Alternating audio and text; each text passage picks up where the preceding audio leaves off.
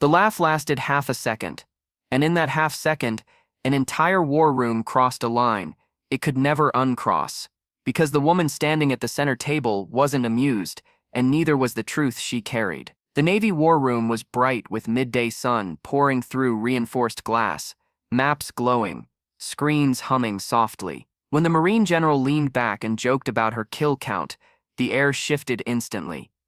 A few officers chuckled, others froze. The female soldier didn't smile, she didn't blink, she simply inhaled, and in that breath, the room seemed to tighten around her. Before I tell you what happened next, tell me in the comments where you're watching from. I love knowing who's listening. Her name was Captain Mara Ellis. Early 30s, calm posture, hands folded behind her back. To most in that room, she was a briefing detail, a liaison from a joint operation overseas. To herself, she was holding together something fragile. The joke landed harder than the general intended. Or maybe harder than he cared. The general smirked, tapping a pen against the table. Relax, Captain. Just curious. Marines like numbers. A few murmurs rippled. Someone shifted a chair. A coffee cup trembled near the edge of the table, vibrating faintly with the low hum of the ventilation system. Mara felt the heat behind her eyes. Not anger. Memory. Faces. Dust-filled daylight. The smell of hot metal and wind. She thought she'd buried those images deep enough to function in rooms like this. She was wrong. She stepped forward, boots steady on polished concrete. "You want a number, sir?" she asked, her voice even almost gentle. The general nodded, amused. That was his mistake. Mara glanced around the room, meeting eyes one by one. Navy commanders, intelligence officers, observers behind glass. Outside, sunlight reflected off the base courtyard, soldiers moving in disciplined lines. Life continuing, unaware. "My number," she said, "is 0. A pause.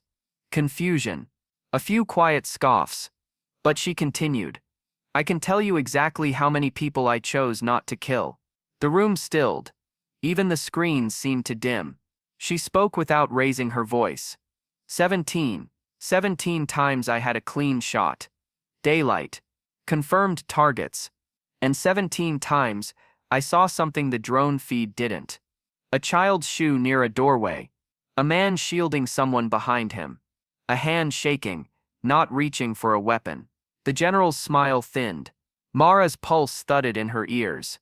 She remembered the weight of the rifle, the sun bleaching the rooftops white, the dust clinging to her skin. She remembered command waiting for confirmation, waiting for her finger to move. "I live with those 17 decisions every day," she said. "And I'd live with them again. Because my job wasn't to collect number. It was to protect lives, including the ones that look inconvenient on a report." Someone in the back exhaled sharply.